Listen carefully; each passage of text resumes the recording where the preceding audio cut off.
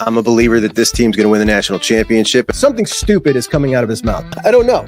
Maybe it's just my age. He needs his vote pulled immediately. And of course, yes, a season like this has to have a name. Let's talk about something good about Justin Freck. What are you doing? Season of dreams. Ohio State, my guys, are either the best or the second best program in the history of college football. This guy is a bonehead. They love him. I question your judgment as an adult. I really do. I was a total hater. I know that for a fact, and I just don't get it. Get us back our sleeves. And say, bring me that. That's the one I want. That's the one I want. Welcome to Juck on Bucks on a Sunday, sound off, Victory Sunday, whatever you want to call it. We got our man, Dillon Davis. We bring him in every Sunday. He's a beat writer for the Buckeyes for the Delaware Gazette, and he was at the game yesterday. He's going to talk to me about that game. And if you guys want to talk to him, pop up your super chats. We'll get him in here, and he'll answer any questions you guys might have. Dillon, my man, welcome on a Sunday. Appreciate you, brother. Oh, happy to join. Certainly a lot happier to join today than maybe in recent appearances. So looking forward to getting into this one. There's a lot to talk about. There is, and a fantastic game. Hello to everybody in the chat. Appreciate you guys joining me. I know we just want to let this thing savor and let this party keep on rolling as long as we can, now that we've all had the night to enjoy ourselves. But first question I got for you, obviously Carson Hinzman starting, a big surprise. We'd heard about it middle of the week or so. Ryan Day referenced starting him based on experience. We went with experience. And Carson's certainly a guy I rooted for a lot last year because he took a lot of crap, but he really wasn't ready. He got thrown into there and he wasn't quite ready. And then you had the whole end of the year with the Missouri thing, and who knows what really happened there. But it seems like he's been in the doghouse for a while, hasn't really got much run, and then gets the start out of nowhere. What were your thoughts when you heard that news was breaking that he was starting? And wow, what a performance, bro. I wasn't really surprised. So it was kind of what I was kind of the feel I was getting early in the week. And I know I texted you, and it felt like when Ryan talked about getting him some work on Tuesday, to your point, it seemed like he was out of the doghouse at that point.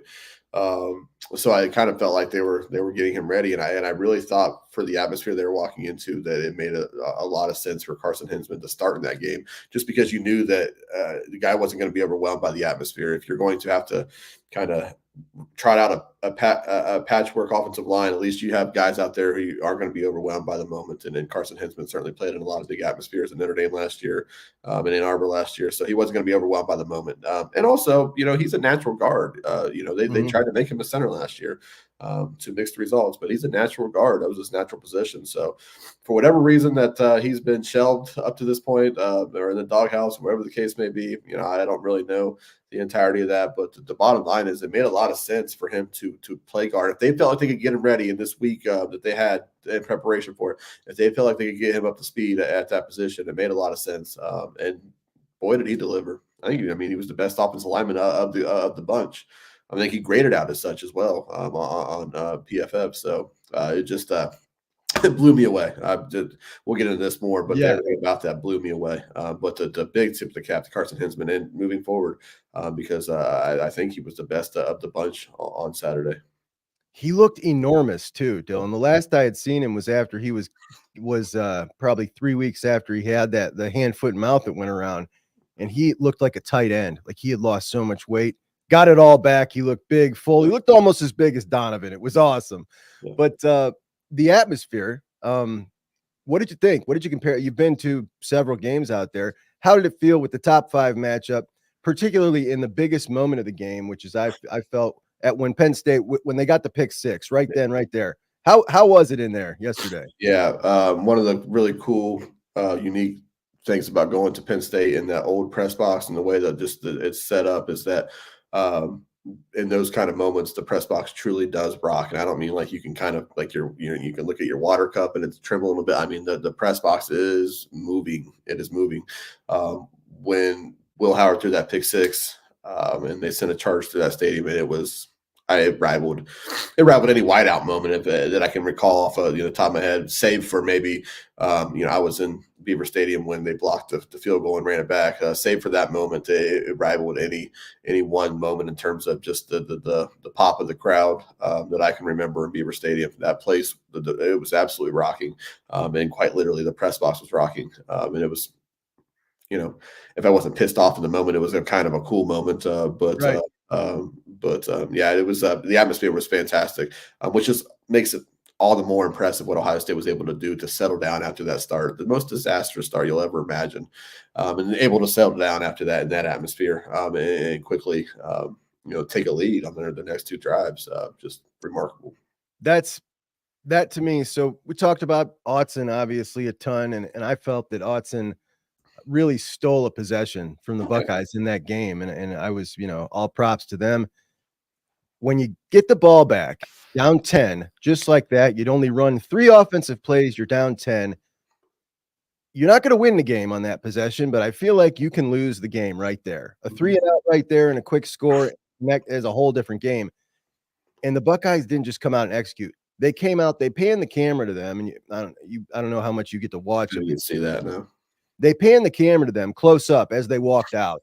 It Mhm. was a totally different team. They were like, "We're going to get this right now." And sure as shit, they did. They ran the ball 6 yards, Quinshawn, that he kind of made it a missed block. He made it happen himself. Then the 22-yard pitch. You end up with the 25-yarder to Emeka, that beautifully designed play. And just like that, man, the momentum, it had to have felt like it just zapped right out of that place, because that's where they had their moment right there. They couldn't get it done. The Buckeyes answered with attitude. At that point, I was like, this is on, man. This is on. But impressive, bro. Yeah, I mean, I totally agree. I agree with you that if they go a 3 and out, or not even 3 and out, but they just don't get points there, and Penn State goes and puts another scoring drive together, you feel like this team's already under the gun big time. To go get a touchdown there, I think it was like a 7-play, 74-yard drive as well. To go get a touchdown there, just to settle them down, showed a ton, showed the resolve that this team has. And frankly, I know last week I made some comments about the leadership of this team, because I guess apparently people thought there was bad leadership. Showed it showed everything about the leadership of that team. And then the defense followed it up with a 3 and out, and Ohio State turns around and scores again to take a lead after that start. So I just thought yesterday showed everything about the leadership of that team, and I think it's in a really good spot. I think it's in a fine spot. I thought it was last week, but if anybody questioned that, I think moments, the countless moments yesterday where Ohio State could have fallen apart or folded. I think you saw everything about where the leadership's at on that team. To that conversation, I want to play Will Howard after the game for everybody. It wasn't pretty. I probably played my worst game of the year. Just right now, feeling walking off the field. But man, I mean, we willed that game. We talked about it early in the week, man. So we're gonna have to will ourselves to win this game. Like, there's no way we're gonna be able to lose. Like, and that was the way we played, man. The defense stepped up. I mean, two huge stops, man, right on the goal line. I mean, that changed the game, man. And the O-line, I mean, all the stuff they took during the week, and and all the flack that they were getting, for them to step up the way that they did, for us to run the ball and keep the ball in our hands and win the game with the ball in our hands. I mean, that's unbelievable, man. And just being able to scrape out a win like that, it's not pretty. They're a good football team. I do believe that, and they did some good things. I did some bad things. I believe if you take away the pick and the turnover in the end zone, it's probably like 28-3 going in half. It's a different game, but man, we willed ourselves to win that game. I can't give enough credit to my teammates. They bailed me out.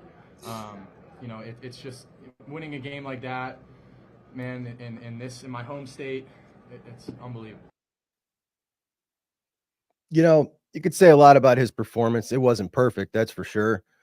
Gritty as hell, and Yeah. the moxie that he's got, and I even hate to use that term because we used to use it about McSorley so much, Yeah. Penn State quarterback, but it's true, man. He's got all the qualities that you would want on a team like this, and when they came out in that moment right there, and on throughout the game, he just showed it again and again, being able to shake off some bad plays, bad throws. He wasn't perfect at all. Like you said, it might have been one of his worst games. But when they needed him most, just like the offensive line, just like the running backs, he delivered, and it was just it was awesome. Love to see it. Yeah. Chip Kelly, bud.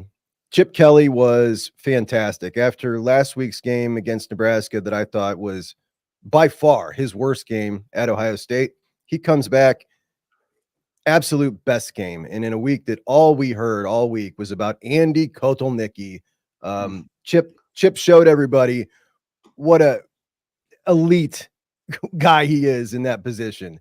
Just ridiculously good. Had him schemed open all day long, helped the offensive line. It was just great. I thought it was pure brilliance. I mean, I thought in a 4-quarter football game, Chip Kelly just solidified and validated every reason that people were excited why Ryan Day went out and got him, and why everybody thought he was just a perfect addition to what this offense was going to be, or what everybody thought it would be this year. I thought in 4 quarters he solidified all that. I thought he was just absolutely brilliant. I just at every turn I thought Chip Kelly was just magnificent yesterday. So, and you're right, coming off of a game where we all mostly agreed that it was pretty suspect, very lackluster, maybe intentionally. I don't know, but I don't know how you have that drastic of a shift from 1 week to the next. But regardless of what happened during that Nebraska game, Chip Kelly was absolutely brilliant yesterday. He was in his bag, as the kids would say, time and time again. The speed option, where the hell did the speed option come from? But they were perfectly timed calls. So I loved everything about the game that Chip Kelly called yesterday. And they needed it. And it was a big reason why they were able to move the ball with, general effectiveness that they were able to, which I never saw coming. Some really huge calls in that game. I want your opinion on them. There was 3. You had the fumble that they ruled went through the end zone was a touchback, which was a 7-point call. I mean, it's a huge call right there. Then you had the Quinshawn reception fumble, or not. They called it incomplete. And then you had the Penn State taunting penalty that I thought was a little bit garbage myself. But what did you think of those? The Penn Staters are very, very irritated today. They feel they got jobbed. I feel it was pretty offset. I don't think there was I don't think you can call that ball through the end zone as a touchback in that moment unless you have conclusive evidence. Like, it just doesn't feel right to me because it's so huge in that moment. Yeah. But they did whatever. Buck shook it off. Credit to him. And you got to deal with stuff like that. But what'd you think of those calls? I thought I said it right immediately as it happened. I was confused because I didn't realize they'd called it at first. But the unsportsmanlike conduct was absolute trash. That's a trash call. That's a trash call, especially in that particular game. In a top 5 matchup between those two teams, you're going to extend a drive for a team on that call. Just an absolute trash call. I hated it so much. Said it in the moment. Say it now. Terrible. When Ohio State went down, and made, capitalized on the break. So I didn't like that at all. And I fully understand Penn State fans, being upset with that call. And it wasn't an insignificant call because, again, Ohio State, would have punted there, and instead they go on and score. So not an insignificant call. The fumble, I guess I need to see more angles of it. Obviously, very clearly a fumble, but in terms of where it went out at, I guess I need to see more about that because I didn't realize it was so debatable. I got home at 12:30 last night, almost 1 o'clock. Got up this morning. I have not had a chance to see a whole lot from the game yet because when I got done writing, I immediately hit the road. So I guess I need to see that more. I didn't realize it was such a debatable call. So what are you telling me that it might not have crossed? It might have crossed out of bounds before the goal line. Is that what you're saying? Absolutely. Okay, I didn't realize that. So. Definitely not. I mean, unless you've got a camera angle down the goal line and down the sideline, you can't conclusively say, right? So you're just going off of a couple of odd angles. Yeah. You know what else I thought, by the way, while we're on it? I just want to add real quick. Yeah, go ahead. The Quinshawn play. Were you going to continue to talk about the fumble? No, go ahead. So the Quinshawn play, pull 5-6 people and you'll get 5-6 different answers because, again, this goes back to nobody knows what the catch is. I know, like a lot of Buckeye fans, I'm sure my immediate thoughts were like, if you're going to rule this a catch and a fumble, then damn it, we need to bring back this Fiesta Bowl, 2019 Fiesta Bowl catch back up because there's no way this could be a catch. I understand. In my opinion, if this was going to be universally called, in my opinion, it should be a catch and a fumble. It should be. I think he had the ball for enough time and started to turn not up the field, but get his body turned around. And that play should be a fumble. Now, the fact that they didn't call it, they called it a fumble on the field. In the moment, I thought they might keep this as a fumble because they called it a fumble on the field. They did the right thing by letting the play out, have your recovery and all that. I hate when they blow plays dead, so they did the right thing.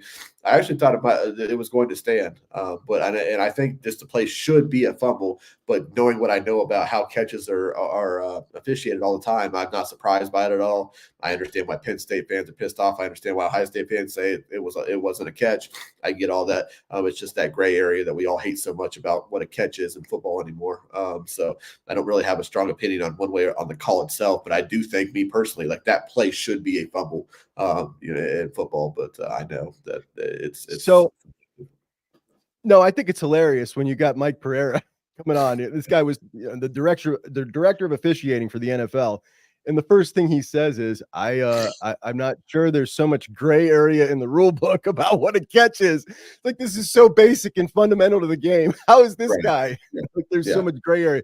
But personally, I'm with you. I think this should change. I don't think there should be any football move involved, whatever. If the ball catches your hand and you have possession, that should be a catch to me. But as the rule's written, they made the right call.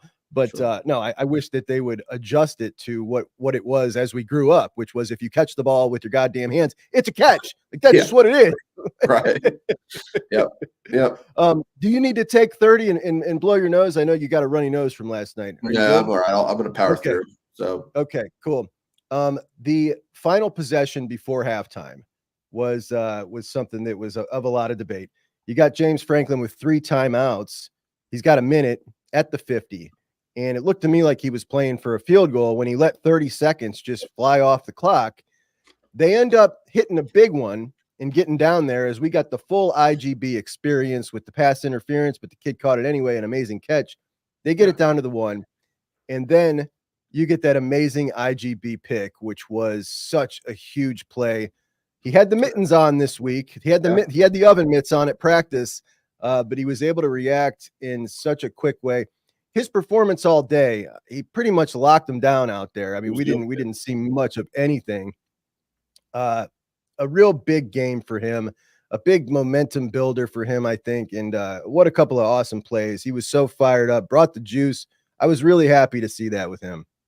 Yeah, I agree. And look, I made my comments about IGB last week, but I want to be clear that it stems a lot more from how high am I on Jermaine Matthews than about IGB himself. I think that if IGB it has to be your second corner. You're in a pretty decent position, and you're just gonna have to live with some of the things that he does. But it was more about how high I am on Jermaine Matthews. But IGB was fantastic yesterday. He was fantastic. I thought that 2-play stretch right there was just the perfect embodiment of the IGB experience, right? He gets called for a hold, gets up the catch anyways. It was a great catch, don't get me wrong, but gets called for the hold, gets up the catch, turns around and makes a hell of a play. That's the IGB experience. It was just a massive play, though.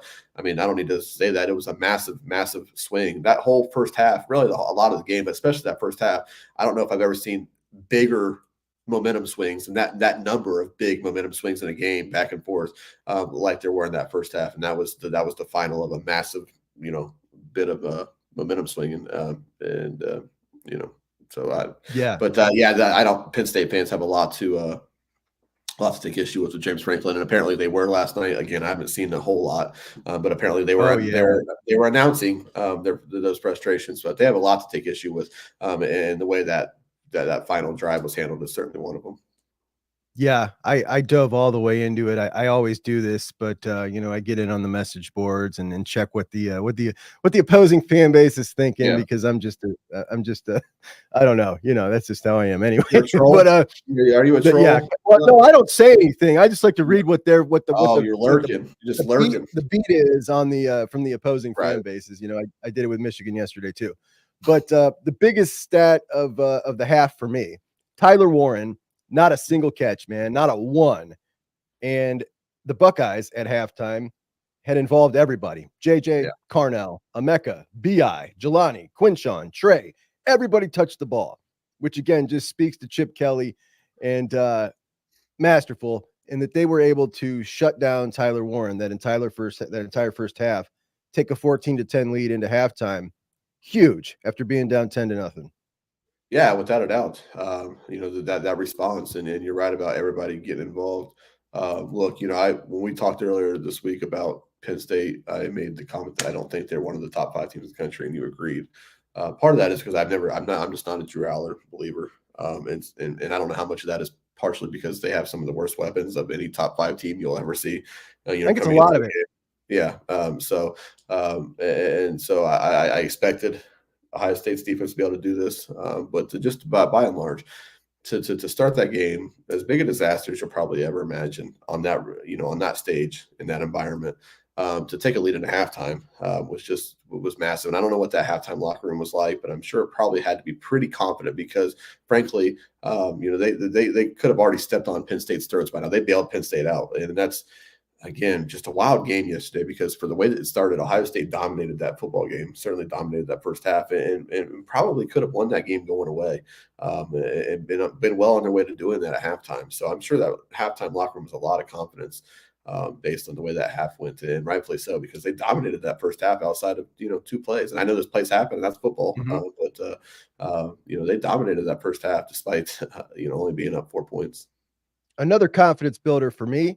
One of the questions that I had, I always do 10 questions going into the game and then answer them coming out. Special teams, would it make a positive impact or a negative impact? Yep. We had 2 field goals successfully executed, a 46-yarder, a 39-yarder. One of them puppies, boy, I watched, it was almost like it was in slow motion heading towards the upright, but it squeaked in, it made it in. I thought he missed it.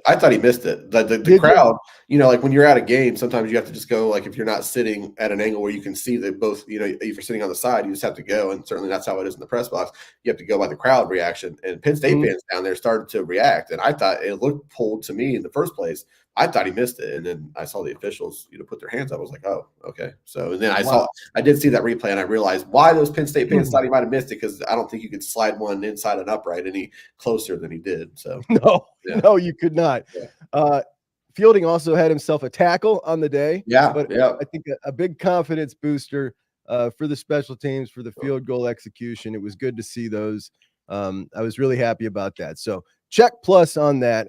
Also had Caleb Downs returning punts again, which was pretty interesting. That's something that we talked about quite a bit in the preseason. Would it happen? Would it not? Seems like they're maybe sticking to that one. But 17-13 at that point.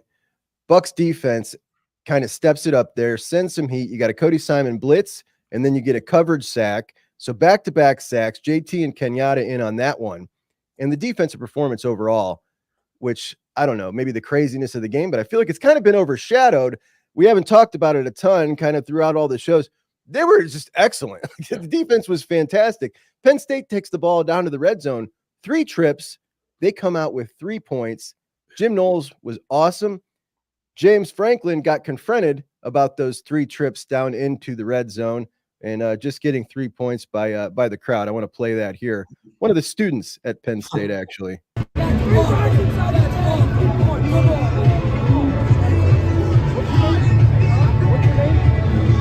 No, you're going to be man enough to talk. What's your name?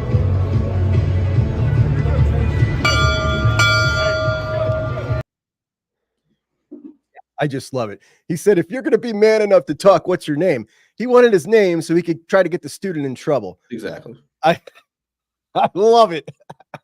This is what I love about college football, man. But that guy, if I'm a Penn State fan, 3-18 now against top 10 competition, some really puzzling calls.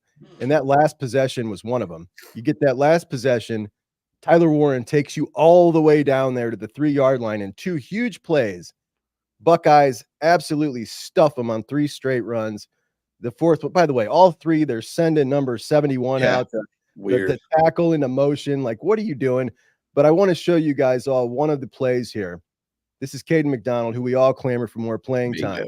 Absolutely blowing up a play. Watch Caden in the middle of this. He's lined up across from the center. And he gets the jump over everybody and just blasts this dude into the backfield. Totally blows up the whole play. That's the 3rd down play, right? Yep. Yeah. And I'm going to play it one more time. Watch the jump. Just absolutely beats everybody. Yep. Amazing. And we've been talking for a while about what an impact player he is, that we're ready to admit, like this kid's an impact player. He should be playing a lot. Tyleek was out in that possession. I don't know what is the extent of Tyleek's injury. I know he had some ice on an ankle, so it doesn't seem like it should be that bad. Dillon, are you frozen? Or are you just? Oh, okay. I thought you were. No, frozen. sorry. I was looking. I was referencing something real quick. So, Cade McDonald played 10 snaps yesterday. I'm not gonna get into that. It's all good vibes today. But Cade McDonald, right. 10 snaps. So, yeah. As far as Tylee goes, it sounded like he was fine. It sounded like Ohio State's defense had to come back out on the field. He would have been out there. There was some kind of ankle injury, but he walked off the field fine. I saw. When they were walking off the field, he was walking just fine, and then Ryan said as much that he was fine. So no concern there. Good news for Ohio State, because I know it didn't look all that great in real time. But yeah, it sounds like if Ohio State's defense had to take the field again to finish that off, he'd have been out there, and he should be ready to go for next week. So that's awesome. But 10 snaps, not enough for that kid, man. He's a difference maker. He's an absolute difference maker. And I just in that spot too, like that's as big as it gets right there. Yeah. I feel like if this guy was, starting for your football team, that he would again still be the Tyleek Williams kind of difference maker that everybody knows of Tyleek. 10 snaps isn't enough, period. And I think Tyleek and Ty both played like in like the 40s, low 40s snap count yesterday, which is kind of like the sweet spot, I think. But at the end of the day, 10 snaps for Cade McDonald is it's not good enough. And I know, again, I'm not poo-pooing, Jim Knowles and Larry Johnson and getting into that whole conversation again. Obviously, I asked about it multiple times in this week leading up to this game. They won the football game. They played well. But just moving forward, Cade McDonald can't play 10 snaps in a game. He's just a difference maker. He's an impact guy. He's at times a game changer. He's a game wrecker. He wrecked that third down play. The defining moment of the season, what happened there and what ensued with the offensive line and the offense after that, the defining moment of the season. And Cade McDonald's firmly right there in the middle, making, one of the plays of the year. So you got to find a way to get him on the field more. Absolutely. So following that goal line stand, the Buckeyes get the ball back, and they are in the shadow of the goal line. Everybody knows what's coming. You got to run the ball, and that is the make or break of the game. And they ran the ball 10 consecutive times for 4 yards for Will, 9 for Quinshon, 6 for Quinshon, 15 for Quinshon, Trey for 6, Quinn for 2, Will for 3, Trey for 7, Trey for 0, Will for 7 with the slide to salt it away. He probably could have busted off another 40 on that play. James Franklin called it a championship drive. It's one of the most impressive things I've seen out of an Ohio State team in a long time. As far as just a drive altogether, I would say it's been since the final drive at Notre Dame, since we've seen such a clutch drive in such a big moment. But the way that they did it to end the game like that, in the spot that everybody questioned going in, the running game, the offensive line, and the way that Penn State knew it was coming, that's got to have the confidence for everybody rooting for the Buckeyes just sky high. It was just so impressive, bro. Look, my man, I was as big a skeptic as anybody, as your listeners know, about this offensive line and their ability to go to Penn State and do these kind of things to the point where they would be able to win the game. I don't apologize for that. I thought there was every reason to be skeptical. I don't other than blind faith. I don't know why there was any, why we've been given any reason to be confident that this was capable of happening from this offensive line. But I'm happy to be wrong. I was dead wrong about that because of this drive. Now, before I get into that, I want to preface this. Overall, Ohio State's offensive line played well enough to win the game. Let's pump the brakes on calling this a championship caliber offensive line just yet, because there were some other things in there that look problematic moving forward. And I understand that, hopefully with time, they will gel, cohesion, continuity, guys will settle into positions, and this will get better as a unit. It will get better naturally, guys making first starts in positions. But let's pump the brakes on calling that a championship caliber offensive line just yet. But that drive, one of the most improbable things I've ever seen in my life as a Buckeye fan. I was stunned, and I think everybody should be stunned that offensive line dictated the line of scrimmage like they did over the final 5 minutes of that game. It was just the most improbable thing I've ever seen. And frankly, that was one of the best drives I've ever seen in Ohio State history. When you factor in everything that was riding on this game, and we talked about it leading up to the game. We talked about it last week, and you talk about, so obviously that stuff was riding on that drive by extension. When you put everything that was riding on that drive, the stakes of the season, Big Ten championship, Ryan Day's future, by extension, the program's future, all those things, you're in the 1 yard line, student section behind you, the best student section in the country, right at your back, 1 yard line. The top 10 rush defense knows you have to run the football. They know exactly what you're going to do. A very good rush defense. And it did not matter. You imposed your will in a way that we've talked about time and time again, that why can't Ohio State's offensive lines ever just impose their will on people? A la what Michigan did Ohio State in 2021. You know we're going to run the football, and you can't do anything about it because we're just better than you, we're more physical than you, we're stronger than you, and it's not going to matter. To see Ohio State do that was one of the most rewarding things I've seen in a long, long time as a Buckeye fan. What it ultimately means for the season, is yet to be determined. We'll find out. But in that specific moment, to win that game and everything it means moving forward to keep Ohio State's, dreams alive and everything they want to do on track, for the offensive line to go out and do that offensive line, the one that's been, ridiculed at every turn in the weeks and the days leading up to that game. And I think rightfully so. For them to respond like that was just remarkable and improbable and just an absolute treat to watch. And again, I maintain it might be one of the better drives in program history, depending on what happens from here on out. But just in that very moment, I can't remember too many times where, I was more proud of an offensive line than that moment. I'm totally with you. And there's some people disagreeing in the comments I'm seeing, but the magnitude, if you aren't successful there, and if Penn State wins that game, if you go 3 and out, Ryan Day talked about it, at the end of the game when he was asked if basically the program was at a crossroads. And you certainly, I'll just play what he said. This is what he had to say after the game when asked if the program was at a crossroads heading into this game. Crossroads coming into this game, how important was this win?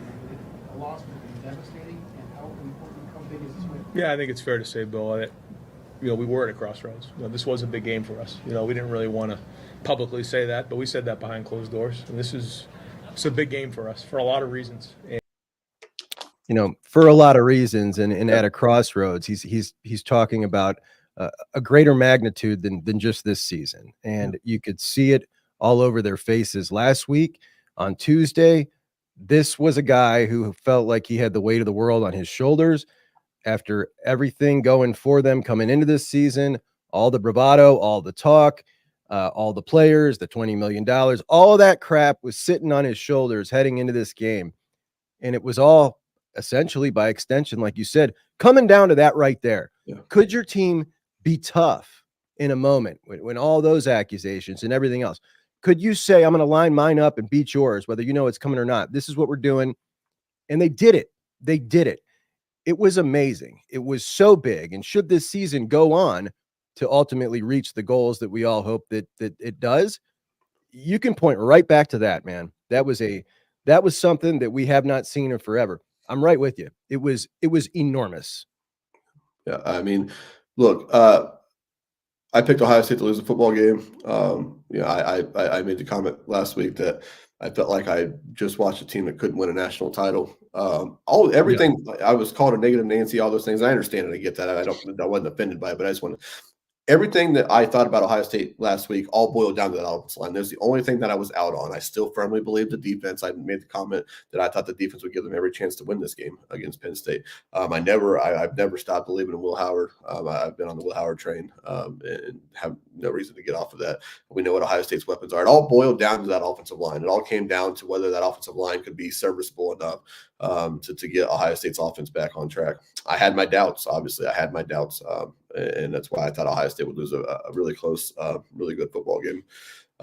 Look, if that's the kind of, I don't know, if that's the kind of effort we're going to get from Ohio State offensively up front moving forward, and they're going to have a chance in every game they play. Now, again, there's still some things I saw that were concerning, and I hope that those get ironed out with more time and experience, particularly Donovan Jackson in pass protection. And I get Abdul Carter. Look, the guy's going to make a lot of money on Sundays, so he won't see an Abdul Carter every week. But it's getting late in the season, and there's going to be a lot of Abdul Carters, or similar talents coming up, but certainly at the end of the year and going into the postseason. It at least gives me hope coming out of this game that like maybe Ohio State can be serviceable enough on the offensive line that we can start getting back to what we thought this offense was or what it had been, even through that Oregon game, what it had been. Yeah. And that's all I can, ask for is that they have given us reason to be hopeful about that. And we'll see how it progresses moving forward. Absolutely. Dill, we got a super chat from Devin. Thanks, Devin, for the 5 thoughts on Sonny Styles' performance. OHIO. What did you think of Sonny Styles? I thought he played a pretty solid game. I thought he was not solid.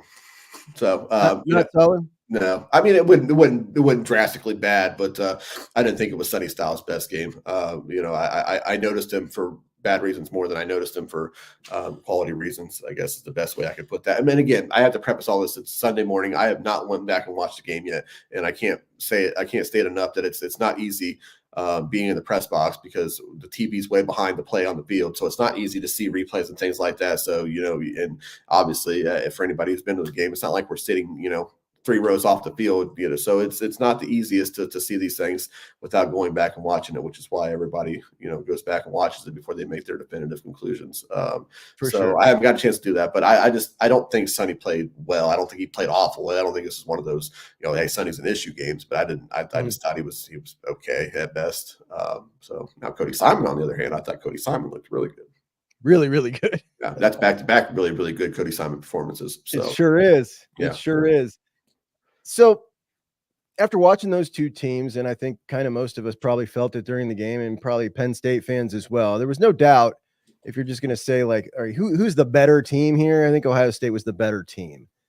And I've talked to some Ohio State fans since that game, slightly irritated that the game was so close, that they were clearly better, that they left points on the field. And when I watch the Buckeyes play a lesser talented team, I'm very hypercritical of each individual area of the team and how they perform, because I'm thinking about how that projects forward to when you play the really tough team. When they play the really tough team, I just need to win by 1. And I'm perfectly happy because that's football. You're playing the other opponent now who is your equal, and those things are going to happen. So, I mean, to anybody who's not feeling great about the way that all went down, you were able to have those errors and have those mistakes and still be good enough to win the game. That's all I care about.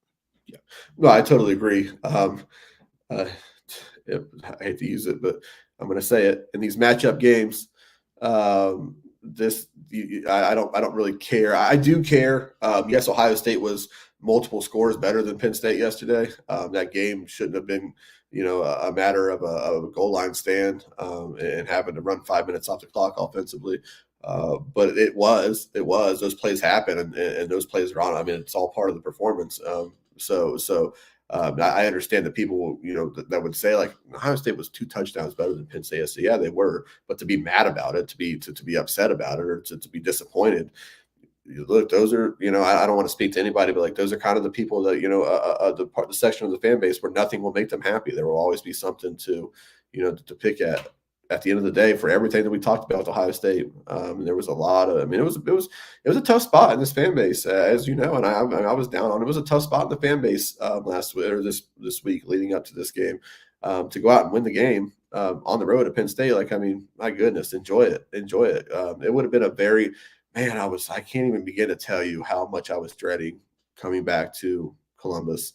If Ohio State would have lost that game, and truly, for my job, talking to you, then, Twitter, which I live on Twitter, every day, and certainly moving forward, it just, as a fan, and even for, my job, I went to my first year on the beat was 2019. I went to the Big Ten title game to cover it.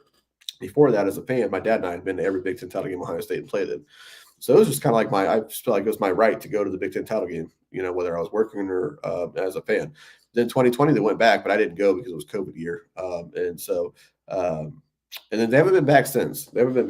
So I really want to go back and cover a damn Big Ten championship game, and that was just added on to it if they were to lose this game, and the likelihood of that happening. So everything about it, I was just dreading being back in Ohio if they were to lose that football game. They didn't. and everything I just said is back on track. So like, just Yep. enjoy it, man. I don't understand taking it apart. You're right; they were 2 touchdowns better than Penn State yesterday, without a question. But whatever. I take solace in that. That makes me feel great. Yeah. Frankly, I mean, I don't want to say that I wanted it to go that way, but what we were able to see, what we know now is possible from that defense and then that offensive line in moments like that, I almost am kind of glad that it went the way it did, because if I didn't see a moment like that from the offensive line, I think I would still have a lot more doubts, and I still have a little bit of doubt, but I would have a lot more doubt if the game didn't take place where Ohio State's offensive line went and won the football game for them like they did at the end. So I'm almost kind of glad in the way it played out like it did. So I have that moment as a reference. So I can remember that, hey, this, when push comes to shove, this offensive line is capable of just moving people around and saying it doesn't matter, we're going to impose our will. So yeah, I think that's absolutely right. Bucks got 2 really big games left on the schedule and 2 not so hot games. I can't remember. Northwestern are the big ones, right? Yeah. So we got Purdue and Northwestern. We know that Northwestern game is going to be at Wrigley, and we talked about that one before. You're not covering that, or you are? No, that's the one. Like as I mentioned, I miss getting to watch Buckeye football with my dad. So every year I pick a road trip that I just don't go on, so I can go home and watch with my dad. And that's the one that I'm going to go head home and watch with my dad. So awesome. Yeah. Awesome. Then we got the Indiana game and the Indiana Hoosiers, who it looked like, obviously they've been a juggernaut so far, but yesterday it looked like in the beginning as they haven't trailed at all.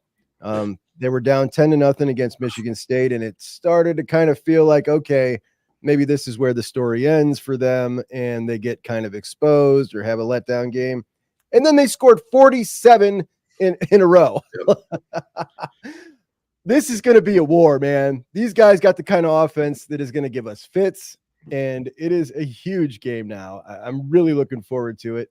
And then, of course, we got the game.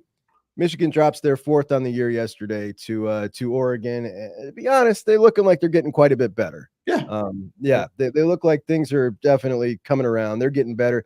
Their offensive line, they've moved some pieces around. It looks like they've found the best starting 5 they can put out there. Davis Warren a little bit better. Things look much more competent, and I thought they put up a pretty game effort against Oregon. Yeah, no, I agree. We talked about this. I brought this up last week that, that Michigan game could potentially be more interesting than I ever could have imagined it would have been a few weeks ago. I feel a little bit better about where Ohio State's at with respect to that matchup now, just knowing that, they have an offensive line that at least is, can be serviceable. And hopefully by that point, they've gotten to the point where they're a little bit better than just serviceable against that Michigan defensive front. But seeing what Davis Warren was able to do yesterday, make a little bit of, make some plays in the passing game, that's a huge development. Now, how much of that is sustainable? And I didn't get to see the game, obviously, so I don't know the nature of those scores and how they happened and all that. But how much of that is sustainable? I know I've seen a lot of Michigan fans on Twitter today who seem, to think that he's taken the next step and that he's kind of coming into his own.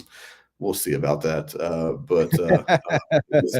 I think it's just as likely that in a week or two that they're still asking themselves how this is the only thing that they have on the roster quarterback wise. But we'll see about that. But it's at least interesting for sure, knowing what we know about their defense, and if they have any pulse whatsoever in the throw game. It could be a little interesting, especially with the Ohio State offensive line, which again, I hate to keep on harping on this, but I think that we learned a decent amount about them yesterday, and that's good.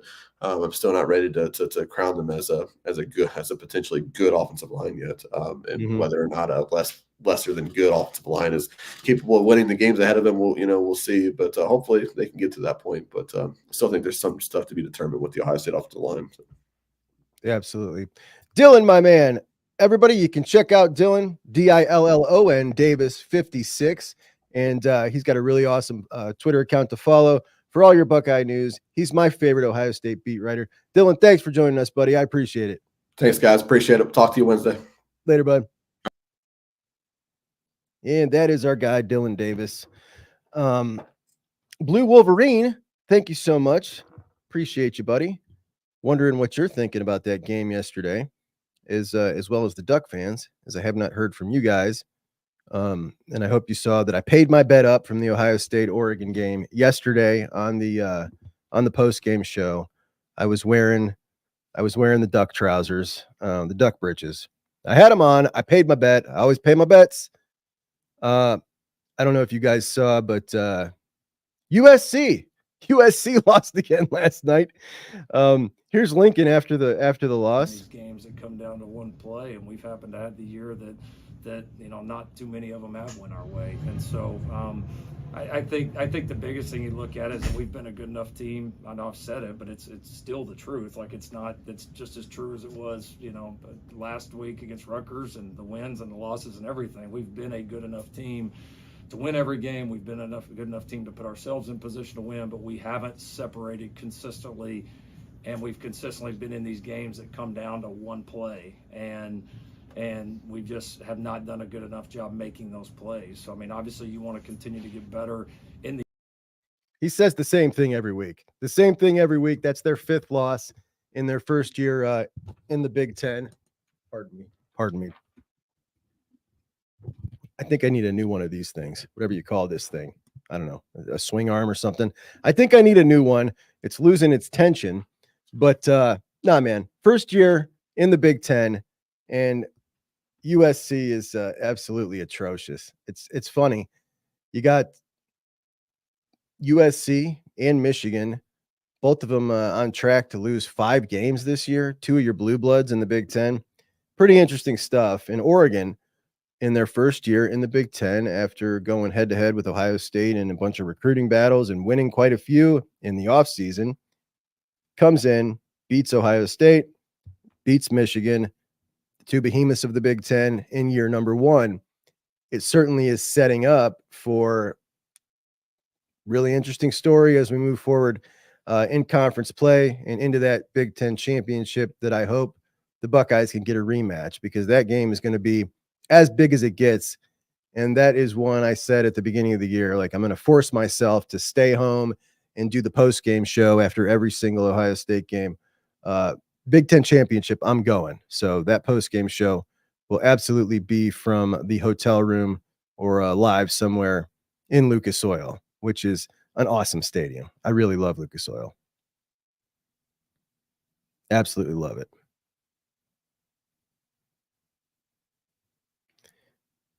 What's up, Brad? Juck is a Lannister. I don't know what that means. I don't know what that means, but is that like what do you call it? Game of Thrones? I can get down with it. Jaime Lannister was a pretty bad dude. So, all right, my friends, I appreciate you so much. I have got some work to do. We will, of course, be back tomorrow, Chris and I, as we recap the Buckeyes game and all the pertinent information from the weekend. We had some really interesting topics to go over, some conference races that are kind of coming into view for us. A couple of big Big 12 upsets yesterday. One big ACC upset that is pretty funny. And Dabo and his boys at Clemson made a really big error at the end of the game that his answer, let's just say in the press conference afterwards, well, you know how I do. I'm going to get on him about it. But we're going to have a whole lot of fun tomorrow, Chris and I. And I appreciate you all so much for joining me on a Sunday to have a little more fun as we enjoy an amazing victory Sunday. The Bucks with the tremendous win at Penn State. And there's nothing to be irritated about with this one, guys. Doesn't matter how it got done. It got done. It was a huge game. And our boys are right back in it with all the goals right out in front of them. So with that, I will talk to you soon. Appreciate you guys. Juck on Bucks out.